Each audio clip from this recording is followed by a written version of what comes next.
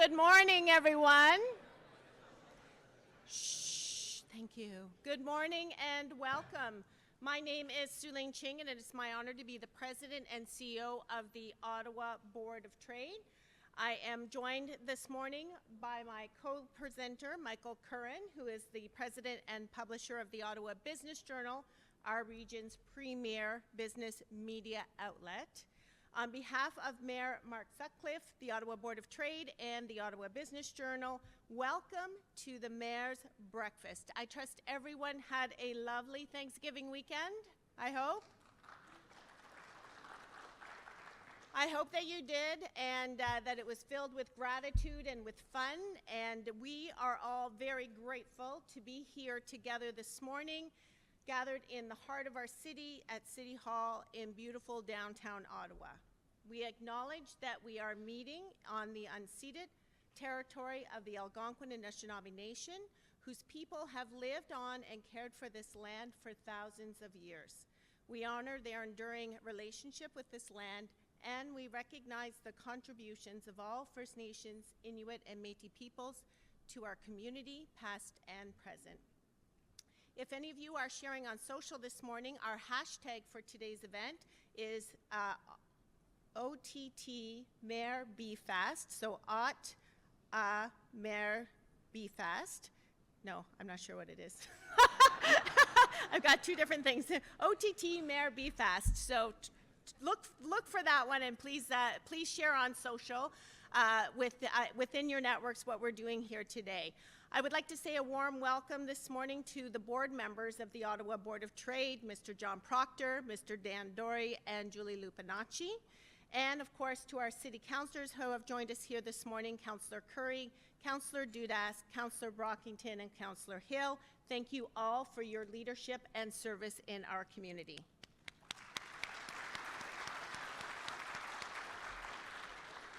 I would also like to say good morning to our OBOT ambassadors, Jeff Snyder, Helen Bird, David Dunlop, Gerald Goldsmith, John Nelson, Walter Noble, and the chair of our ambassadors, which is Linda McCallum, who help support our members in strengthening their network. And thank you for all of your commitment to the Board of Trade and our business community. Also, on behalf of the business community, I want to say thank you to our OBOT pillar partners who are joining us here today. That includes Enbridge Gas, Hydro Ottawa, OSEG, Brookfield, Renewable, Deloitte, and Keynote. Thank you for your leadership in elevating our advocacy and economic development efforts on behalf of businesses across the city.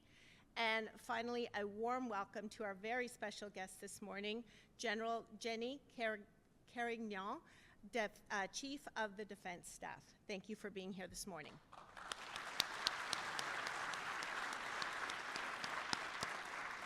Over these last weeks, the Board of Trade has been very focused on our downtown action agenda, convening stakeholders to discuss key issues that may not surprise you, including placemaking, security and safety, and transportation.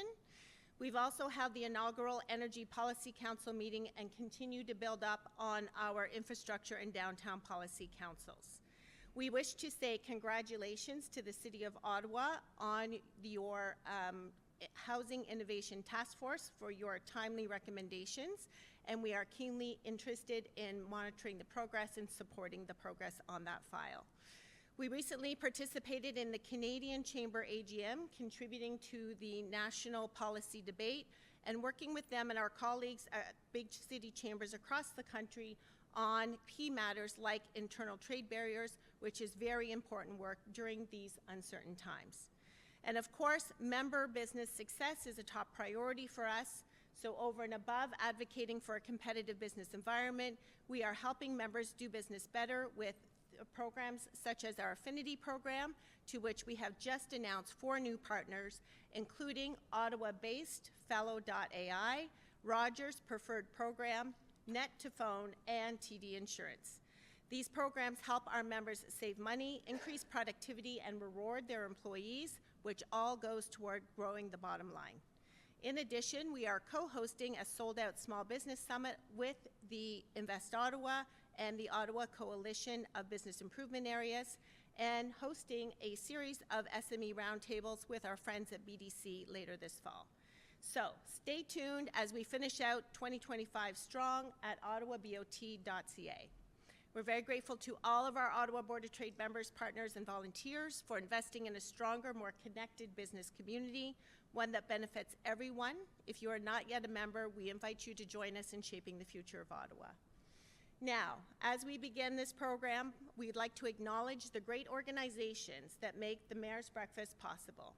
Thank you to our lead sponsor, Hydro Ottawa, to our presenting sponsor, Commissionaires Ottawa, the Westin Ottawa, Algonquin College, Edelman, RBC, Enbridge, Ottawa Senators Hockey Club, our global partners, Oakwood and the Casino Lac Limi, our AV partner, Ottawa Print Services, our speaker gift sponsor, Eamon Hardin, our coffee sponsor, Capital Office Interiors, and our breakfast sponsor, Collège La Cité.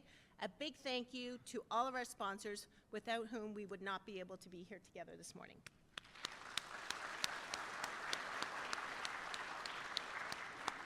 It is now my pleasure to welcome to the podium our presenting sponsor for today, from Commissionaires Ottawa, Nathalie Barnett, Director of Marketing and Communications.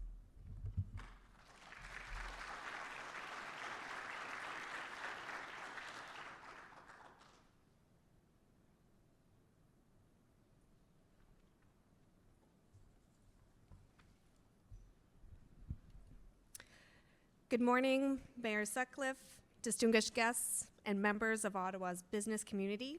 Thank you for welcoming us here today. It's a privilege to join you this morning on behalf of our CEO, Michel Charron, and the entire team at Commissionaires Ottawa. I'd like to also extend a special welcome to General Carignan, Chief of Defense Staff. It's our honor to share this occasion with you. For nearly a century, Commissionaires have been woven into the very fabric of this city. We began in 1925 with a simple but powerful mission: to provide meaningful employment to veterans. Excuse me. And almost 100 years later, the same commitment to service remains at the heart of who we are today. Bonjour, Monsieur le Maire, et merci à la communauté d'affaires d'Ottawa de nous accueillir ce matin. Les commissionnaires sont fiers de servir cette région depuis près d'un siècle, non seulement en assurant la sécurité, mais aussi en offrant des possibilités à ceux et celles qui ont servi notre pays. At the heart of our organization is a social mandate that sets us apart. We don't exist simply to provide security, we exist to create opportunity, especially for veterans, reservists, and others seeking a renewed sense of purpose after service. That commitment extends beyond employment. We reinvest in the community, supporting programs that strengthen the well-being of Canadians and veterans alike. We are not just a service provider, we are a trusted partner. Together, we share in the responsibility of protecting and strengthening this remarkable city we call home. This past June, we proudly marked 100 years of service, not a conclusion, but as a renewal of our promise to serve. For 100 years, we've supported the people and organizations that make Ottawa thrive. Through the lives we touch, the businesses we've protected, and the community we've helped to build. On behalf of Commissionaires Ottawa, thank you for welcoming us this morning and welcoming us to this extraordinary business community. And for the continued trust you place in us every day. Merci de votre confiance, de votre collaboration. We look forward to the next century of service and security and social impact. Merci.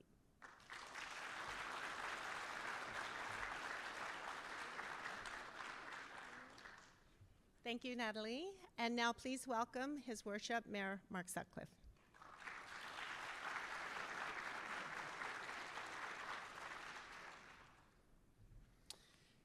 Merci, Suling. Bonjour tout le monde. Good morning, everyone. I hope everybody had a great Thanksgiving weekend. Did you enjoy the weekend? Sorry to have you starting early on the Tuesday after a long weekend, but it's a really great opportunity to welcome our guests this morning. And just before we do, I just want to offer a few reflections. First of all, On Thanksgiving weekend, I always reflect on how lucky I am to have been born in Ottawa, to have lived my whole life in this wonderful community. I'm so grateful for everything that this city has given to me and to my family. We're really lucky to live in Ottawa. We face many, many challenges as a community, like lots of other big cities, but we have a lot going for us right now in our city. We have a lot to be proud of, and I'm very thankful to be here in Ottawa. I'm very thankful for the great people we have in our community, the people who serve our city, the people who contribute in so many different ways, like many of the people in this room today. So thank you all for what you do to make our city better, to make our city stronger. We're very, very grateful. Just a few quick updates from City Hall before we introduce our guest this morning. I wanted to talk again about the fact that we have made a number of commitments in the last few weeks. A very busy fall here at City Hall. First of all, as you know, we made a commitment to end youth homelessness in Ottawa by 2030. This is a very, very important pledge. And last weekend, we held the very first race to end homelessness in Ottawa, and it raised more than $30,000 for local agencies that are working toward that goal. It was a great event. And last week, City Council considered our new housing action plan that includes 53 measures to streamline approvals, defer and reduce fees, cut red tape, eliminate process, and just make it easier to build homes in Ottawa. So we are saying yes to housing in Ottawa. It passed unanimously at City Council, so we're going to move forward and start implementing those measures immediately.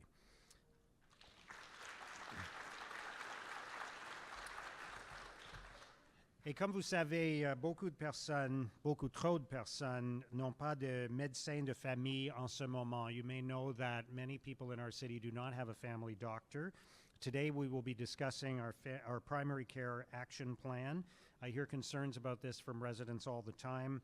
Healthcare is not a municipal responsibility, as you know, but we need to do some heavy lifting to attract and retain more family doctors and nurse practitioners to our city. There's nothing more important than the health of our residents, so we're going to do everything we can. And today we have a committee meeting here where we'll be talking about that. In fact, you're going to get ushered out of here pretty quickly at the end of the program today, because we have a meeting coming up here this morning. So we are moving forward with this plan. And the last thing that I wanted to talk about this morning before we get to our topic of the day is Lansdowne Park. I'm sure you've been hearing a lot about our plans for Lansdowne Park. We're going to be considering those plans and making decisions in the coming weeks. This is a very, very important project for our city. It has attracted a lot of attention, which is understandable, but I want to underline for everyone here, as community leaders, as business people, as entrepreneurs, I think you understand this is a critically important investment for our city. Lansdowne Park belongs to the people of Ottawa. It's our property, belongs to us. It's one of our most important community spaces. It's a place for more than just sports. It's where families gather. There's so much to do with Lansdowne, the farmers market, the Christmas market, cultural events. And the new plan for Lansdowne offers tremendous value for a very reasonable investment, and it means zero operating costs for the city going forward. And unfortunately, there's been a lot of misinformation about this project in the community.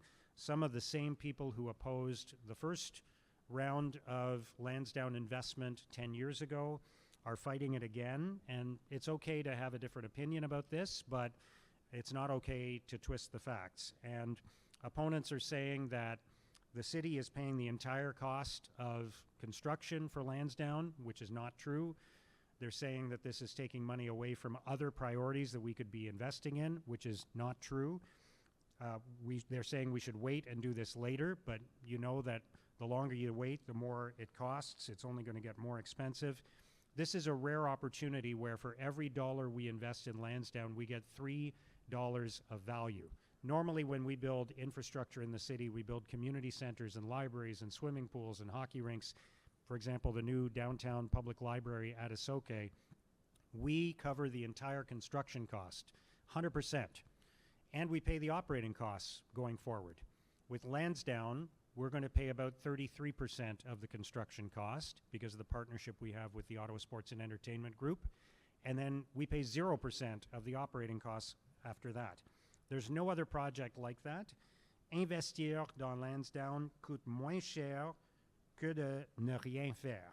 Investing in Lansdowne is cheaper than doing nothing. If we don't invest, we're just going to keep missing out on more and more events that bring business to our city, that bring tourists to our city, that create jobs. We'll face rising costs and fewer opportunities. And we know what happens when we wait too long to invest in infrastructure. Look at 24 Sussex Drive as one example. Used to be the home of the Prime Minister. Now there's just a bunch of rats living there. And the cost of maintaining that site would have been a lot cheaper than what it's going to cost now to replace it, which is something like $100 million. So let's not make the same mistake. If we wait, we will spend more and get less. If we act now, we will spend less and get more. It's a great opportunity to protect taxpayers' money and to leverage our investment into something really, really spectacular. So we will be talking a lot about that in the weeks to come. And I hope I can count on everybody's support to spread the word about it, what an important investment this is for our business community. All right, let's turn to our guest this morning. Ottawa, as you know, is the headquarters of the Canadian Armed Forces and of National Defence. There are more active members and civilians working for DND in Ottawa than any other place in the country. There are more veterans in our city than any other city in the country, including our colleague David Hill from City Council this morning. Great to be joined by David, along with Riley Brockington, Laura Dudas, and Kathy Curry. And as you know, this is an exciting and perhaps even daunting time for the folks who work at National Defence, because we're about to dramatically increase our spending on defence in Canada. Ottawa is well positioned to diversify our economy further. We already have lots of great companies that work in the defense sector in Ottawa, some of whom are here today. We can position ourselves as Canada's defense innovation hub. And we can be uniquely positioned to benefit from some of the big investments the federal government is about to make. And that means new opportunities, new jobs, and a stronger local economy. We have the talent, we have the companies, we have the leadership, we have the partnerships that will lead in this space and generate a lot of business for Ottawa. So this is a chance to grow our economy in a way that strengthens national security, in a way that creates prosperity right here at home, that enhances Canadian sovereignty. So we're going to talk about that and many other things with our guest this morning. General Jenny Carignan is Canada's Chief of the Defence Staff, the highest-ranking military officer in our country. She is a graduate of the Royal Military College. She served in Bosnia, in Afghanistan, and Iraq, and has led major commands here at home. She is a trailblazer. She is a leader. She's a role model. She's dedicated her career to serving our country. We are grateful for that, and we are so fortunate that she accepted our invitation this morning. So please join me in welcoming General Jenny Carignan.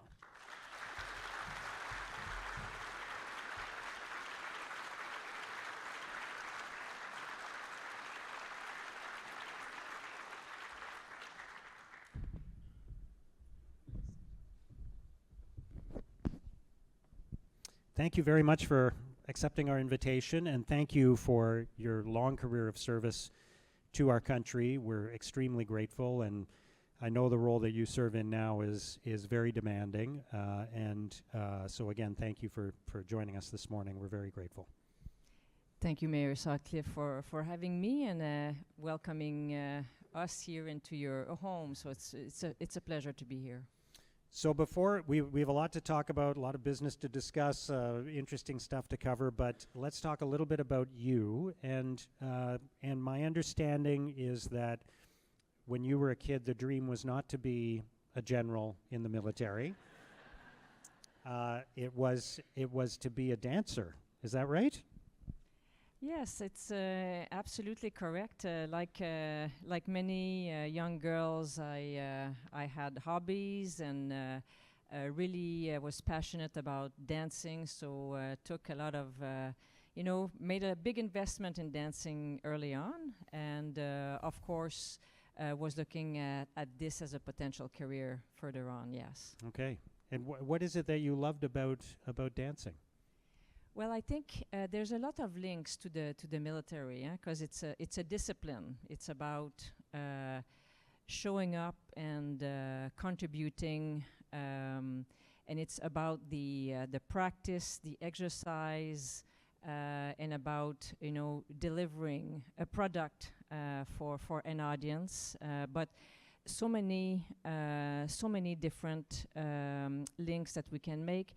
And then for me, being a soldier is kind of the same thing. It's the right mix of strength and discipline, which is what I basically drew from my time in the dance world. Okay.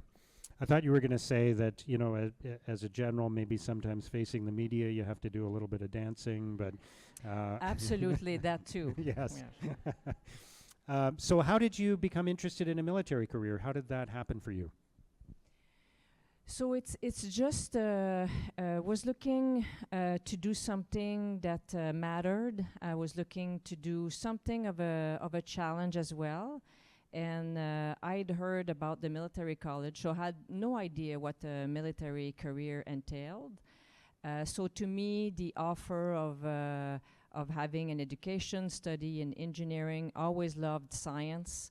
The opportunity to do sports, learn about leadership, and learn a second language as well, because I did not speak English at all when I joined the military, so learned English when I joined the military as well. So that's what basically attracted me, and after that it's been a journey of opportunities, offers, to which I said yes many times, to my great despair. Like the next day I was wondering what I'd done. Why did I say yes to this? But I think it's that those opportunities and really a path that is often uncertain but also offers a lot of different challenges and opportunities. So you chose not only the military but engineering, and these are not traditionally fields that have attracted a lot of women. So what was that experience like for you, studying engineering, becoming an engineer, a traditionally male-dominated field, and also going into the military, which historically has been a male-dominated space as well? So I think the reason why I was so attracted to science is because for me it allowed, it provided answers to the many questions I had. So it was a bit of it was like a weapon. Having a background in science allowed the thought process and logic to take place, and allowed me to process a lot of problems and come out with solutions. So that's what attracted me to science. Later on in my career, however, quickly realized the limits of science, especially in the human domains, and then when we deploy into areas where sometimes you can't see a solution, there is no scientific solution to certain problems, then I looked for other tools that enable me to process better the type of complexity and problems we were facing. So definitely the various operational missions I've had allowed me to test the limits of science, and then I had to come up with something else. That's very interesting. So I think what you're alluding to there is the idea that there's a way to do things, and there's evidence, and there's an approach, and the military, of course, like many other areas, but perhaps more so than many of them, takes a very structured, regimented approach to things. But there's another aspect to it as well, is that perhaps is the human aspect and the managing people and managing the dynamics, the softer things that are not. You're not just drawing on evidence. Is that what you're talking about? Yes, within our teams. So how to build teams and how to to best perform in some very difficult situations. So how to do that? But it is also about solving the operational problems or military problems that we are facing. Plans rarely work as we had designed initially, and that's very difficult to take because as you prepare for a specific mission, you have a plan, you feel very confident about what you're about to do, and then, first thing you know is, oh my goodness, we had not anticipated this, and you don't control necessarily situations or what others are going to do to you. So the capacity to adapt and respond to what you see, sometimes to improvise, you need more than just a scientific background, but you need to be able to process what's actually happening and then respond do the best you can do with what you're being served. You mentioned earlier that you said yes a lot, which is, I find that really interesting because I think that's when I talk to younger people about their careers, I always encourage them to say yes when opportunity presents itself. So how did that serve you over the course of your career? What were some of the things you were saying yes to that moved your career along? Well, you're not always, you don't necessarily see yourselves very well. So you're regularly questioning. Anyways, I'm speaking for myself here. Can I really do this? Or why are they asking me or proposing or offering this type of opportunity? And then I feel that at times there was a sense that I could do this from others before I did myself. So that level of trust and encouragement and confidence was so powerful in enabling me to have success as well. So it is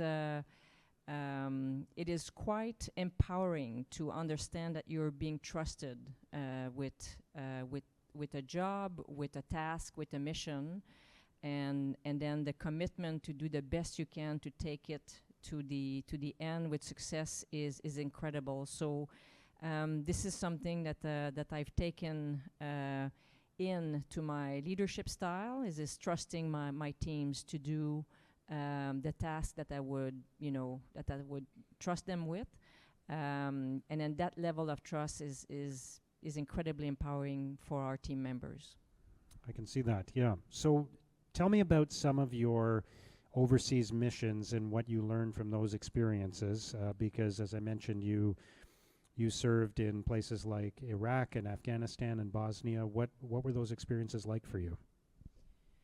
So my first tour was on the Golan Heights, in fact, the area of separation between Israel and Syria. And as a young officer, you come in, you study the area, you have a bit of a sense for the context and the situation. But I think once you get on the ground, then you get a different perspective, and that is what I learned.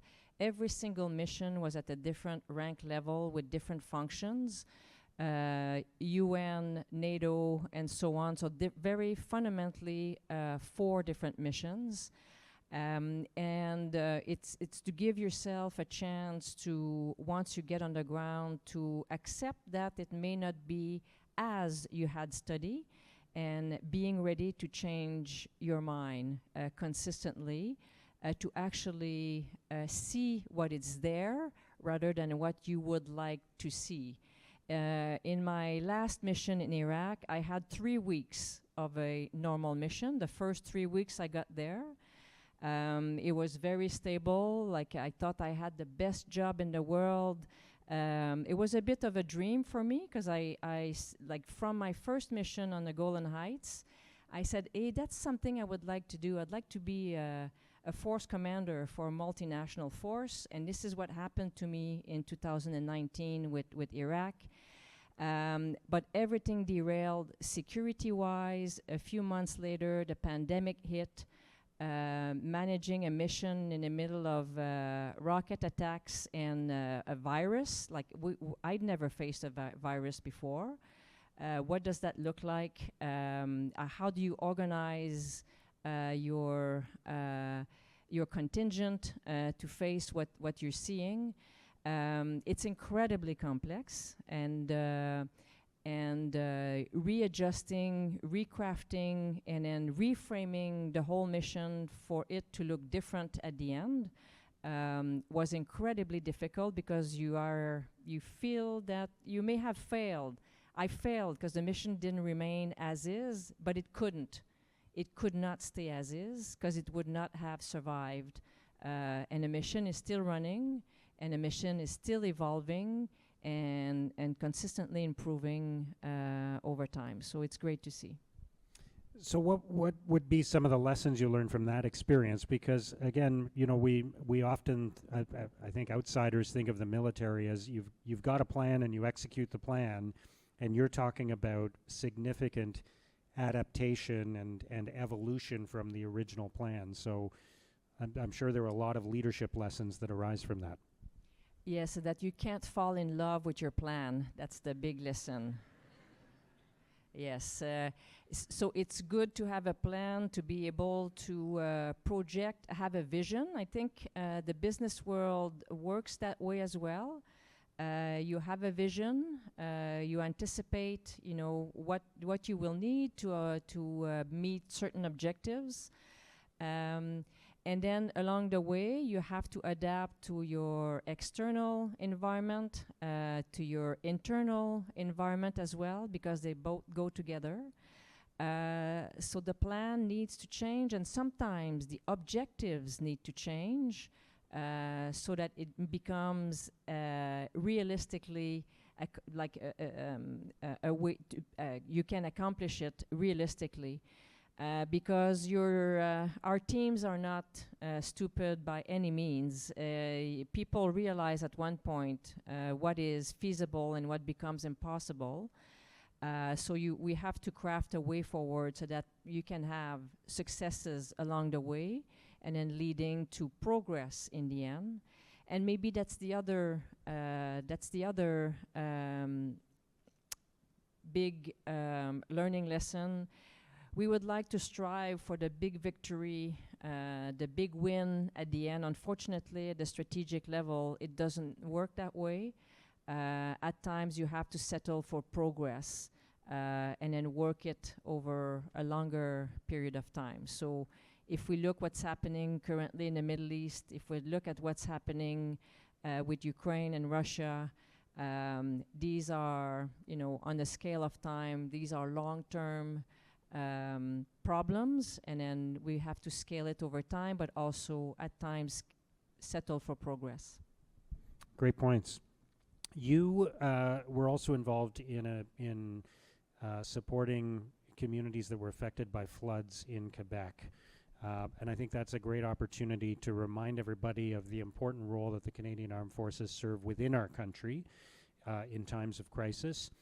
Because we often, when we think of the Canadian Armed Forces, we often think of the missions overseas. But could you talk a little bit about that experience and just about the role that the Canadian Armed Forces plays within Canada? So the Canadian Armed Forces are structured and organized for crisis, and this is what we are best known for. We can rapidly deploy and intervene in a broad range of different scenarios. So whether it's floods or fires or pandemics, there is a way to organize yourself and structure yourself to be ready for any types of events or situations. So the pattern is the same. So regardless of what the event is, and then we sort of specialize for the particular event that we are facing.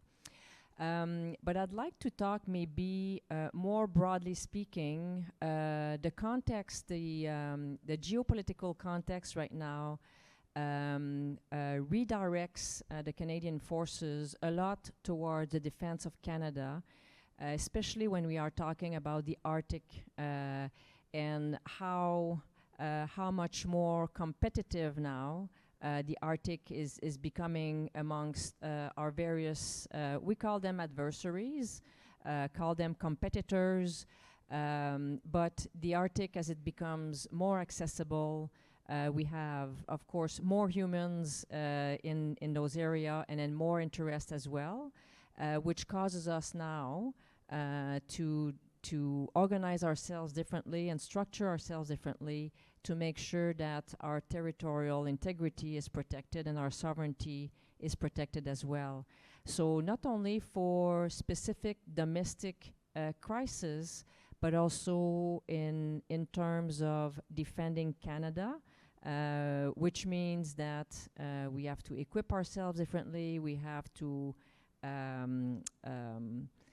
frame our defense posture differently, and the general message that we want to convey to Canadians is that our geography does not protect us as well as it used to, considering the technological developments and the intent from our adversaries as well. Can you talk a little bit more about how the role has changed just because of world events? And so we're now in a time where clearly our relationship with the United States has changed and is evolving. Our relationship with our other allies is changing, evolving. The threats are changing and evolving. So tell us more about how different the requirement is in terms of defending and protecting Canada now compared to before. So the roles and the missions that the Canadian Armed Forces were asked to do over the past, post-Cold War are different than what we are asking now and then going forward. So whereas before we were very much concentrated with limited objectives, specialized area, and expeditionary, you organize and equip yourself fundamentally different than what we are looking at currently. So in the current context, with again technology, with the convergence of many threats, including misinformation, disinformation, climate change, which are all accelerants to the current pace at which things are changing threat-wise, we need to reorient ourselves into the more conventional, large-scale type of conflict. So I'll just give one example that I use on many discussions is air defense as an example. If you are conducting counterinsurgency in a foreign country while you have air supremacy, you don't need air defense systems. So that caused us to basically divest all of our air defense capabilities beginning of the year 2000. Well, at the moment, air defense is in great need, as an example. You can't deploy anywhere without being seen.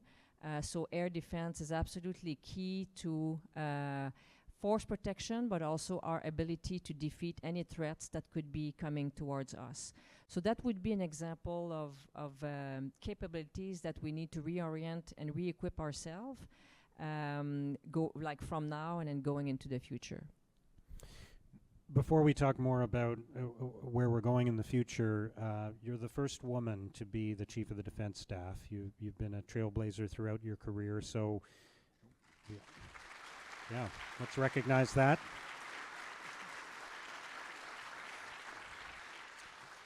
So tell me about that experience, what that means to you, and perhaps what lessons you have for other women, whether they're in the Canadian Armed Forces or elsewhere. So I think to be able to see yourselves in the future, it's incredibly important to have models. So I may have considered being a general one day had I known that that existed. So this is to me important in terms of offering models so that it can become a possibility. In terms of advice, and I think the advice goes for regardless of gender. Really, it's all about being ourselves, staying true to ourselves as we grow through these paths, because this is really upon which we can build and develop somebody's potential for the future. So regardless, again, of our background or where we come from, building on the strength of our teammates is incredibly important. I think there might be a bit of a stereotypes where in the military we deconstruct people to reconstruct them better. Well, there's nothing further from the truth. In fact, if you deconstruct people, you are actually affecting their capability of growing based on already a solid foundation. So it's about building people based on their strength, and then working as a teammate. That's probably the most important piece. Okay, very interesting. So let's talk about the chapter that has just begun for the Canadian Armed Forces and for national defense in our country, where we're talking about historic increases in investment in the military. There's a lot of money that's going to be invested. There's going to be new demands placed on the Canadian Armed Forces. How are you going about the challenge of managing all of that? Because it's challenging to manage with unlimited resources, but I think it's equally challenging to manage a dramatic expansion that's on a urgent timeline. So can you talk about how you and your team are approaching that? Yes, we're trying to eat the elephant one bite at a time. But it's incredibly enabling, incredible investments unheard of since the Second World War. So the level of transformation is large, and as I expressed a bit earlier, we need to fundamentally change how we are structured, equipped, and so on. So we are building a program going forward where we are addressing first the foundation. So the first tranche of big investments this year went towards building or rebuilding the foundation, which is people, recruiting, infrastructure. It's all about the basic needs that we need to be ready.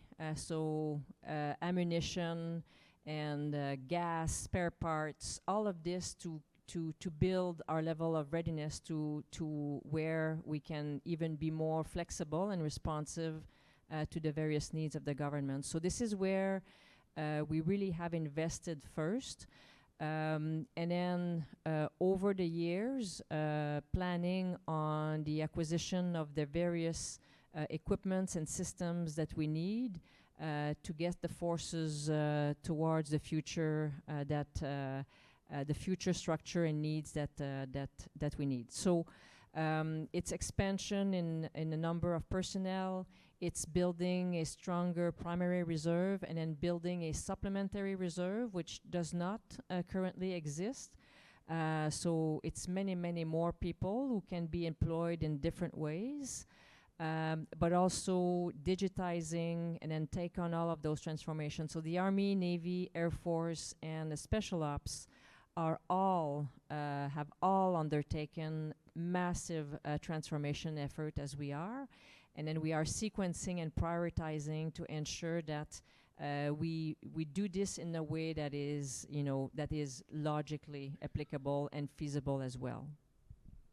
So the defense space has always been a place where there's been a lot of innovation, where new technologies have been developed and deployed. That's not unusual going back generations. But the speed at which technology is advancing right now, and with new areas like AI and drones and other technologies that are evolving so rapidly, what sorts of challenges does that present for the Canadian Armed Forces? Our current processes have been built for peacetime, for a peacetime pace, which means that we have 10 years to field the new capabilities. It is not the case anymore, because by the time we get to the delivery, it's already passed. So we want to make sure that that we can expedite, but also innovate as we implement at the same time. So the typical engineer waterfall methodology is not great for every single type of equipment or capability we are looking at. So we need to be a lot more dynamic. What I would say is a fundamental change to what we have been used to in the past is the building of the Defense Investment Agency, and also the implementation of a defense industrial strategy that should be imminent, coming on the street. The Canadian Armed Forces and D&D cannot be alone in that ecosystem. Building a defense industrial base along with an agency that can streamline the process is incredibly enabling. So as the agency is standing up and as the defense industrial strategy takes root, we've got a great system surrounding CAF and D&D that will allow us to develop and transform faster, but also at pace with the threats that we are encountering and the needs as well that are growing exponentially. So there's a lot of demands for Canadian Armed Forces in Europe, in the Indo-Pacific, and in the Middle East. So the availability of more options for the government is really what we are looking for. So the creation of that new agency, along with a stronger industrial base, will allow us to actually be a lot more effective and operational. Here in Ottawa, as I mentioned earlier, there are a few hundred companies that work in the defense technology space. Some of them are here today. And I think we see this as a huge economic opportunity for our city. How can we work together to capitalize on that opportunity, and how can we be positioned to meet your needs as you grow and expand and invest more money? So the idea behind this is to get industry around the table with us earlier. So rather than work on the military requirement for 2-3 years and then bring this to the table, industry looks at the big binders and what is actually scientifically and technically feasible is not quite there. So there's a lot more time, again, going back and forth and trying to adjusting the requirement with what can be actually delivered. So the idea is to bring industry earlier in the process so that innovation and development can happen on the spot, and then hopefully field pilots or tests, and then immediately start producing a lot more of those. So drones is an example where we need a lot more. All communication, quantum, AI, these are all spaces where our Canadian industries are top-notch, and then where there would be a lot of opportunities to expedite, but also increase a lot more of those in the future. And because of what you've already described, the changing geopolitical dynamics, that there will be, I assume, more of an emphasis on buying from within Canada and having that sort of sovereignty over the technology, right? For sure. So we can't have sovereign capability in everything. So we've spent the past 10, 15 years developing our shipbuilding capability. It's paying off at the moment and will definitely in the future. We can't be sovereign in everything, but we can definitely invest into the things where we are quite well off in Canada. Speaking to various systems, which I just alluded to, quantum AI, drone technology, electronic warfare, sensor technology. There's a lot of good Canadian capability at the moment that we could keep investing in, and again, absolutely favor our Canadian industry in that way.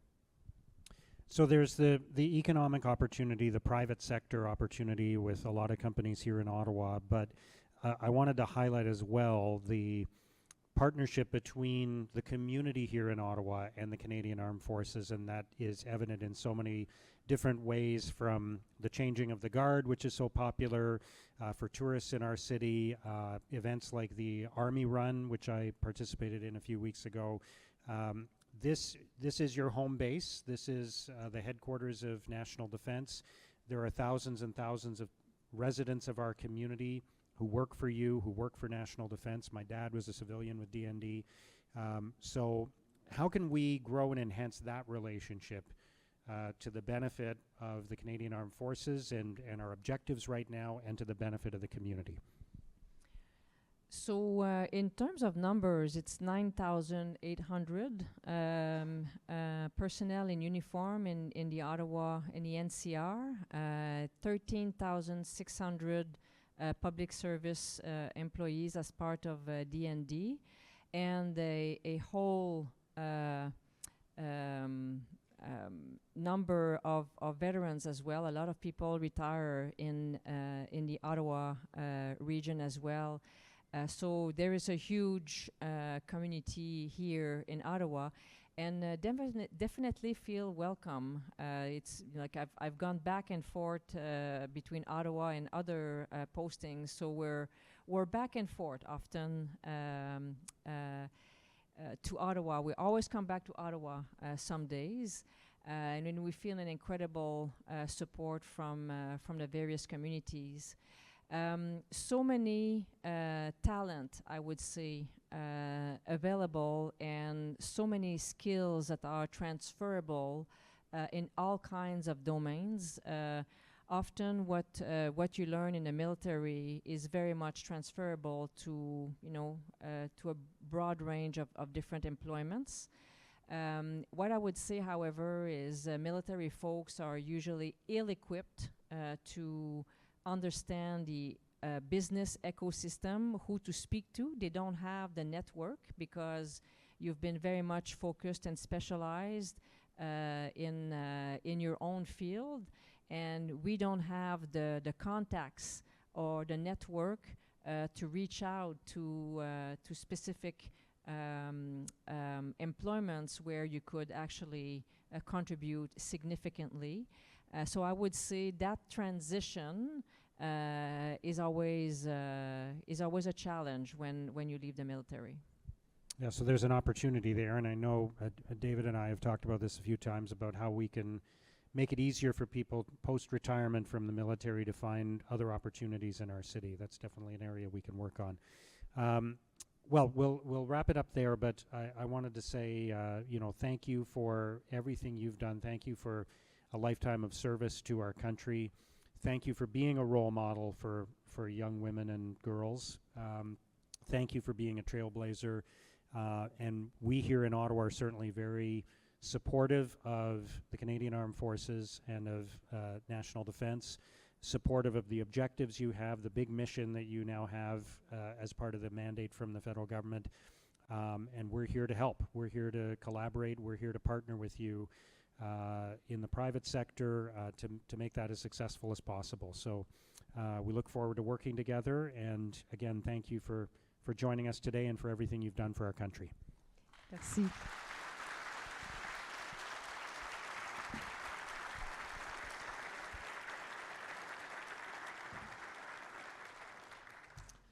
Good morning, everyone. My name is Michael Curran from the Ottawa Business Journal. General Carignan, it's my pleasure to thank you on behalf of this large sold-out audience. I think we were just talking about the affinity that exists between Ottawa and the Canadian Armed Forces. You can't live in Ottawa without having a neighbor, a friend, often a family member that is either actively serving or retired. And as evidenced, I think, by this large group here today, there is tremendous interest in the business community in the investments that are happening right now. The historic, as the Mayor indicated, investments in the Canadian Armed Forces to the benefit of Canada's economy and, of course, our serving members and our defense policy. So on behalf of everyone here, I wish you continued success in a very challenging and dynamic environment. Please, round of applause for General Carignan.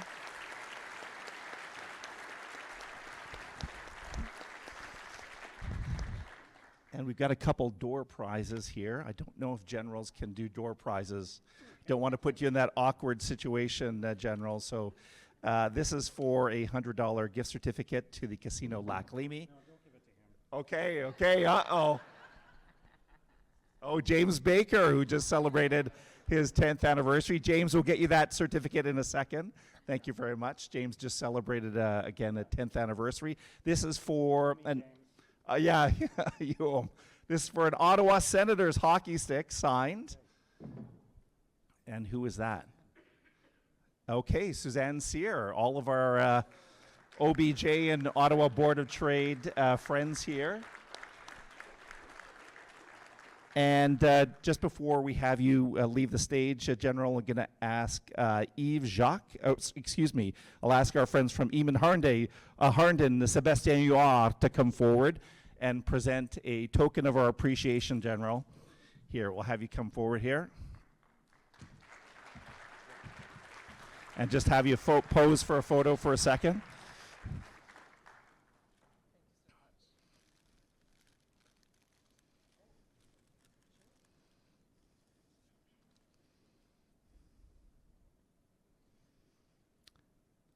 Another big round of applause for General Carignan. We'll wrap up the breakfast in just a couple minutes. I want to give a shout out to Victoria Stewart, our VP Sales and Marketing. Where's Victoria in the audience? Somewhere. It's hard to pick people out. All right. And David Solly, our senior writer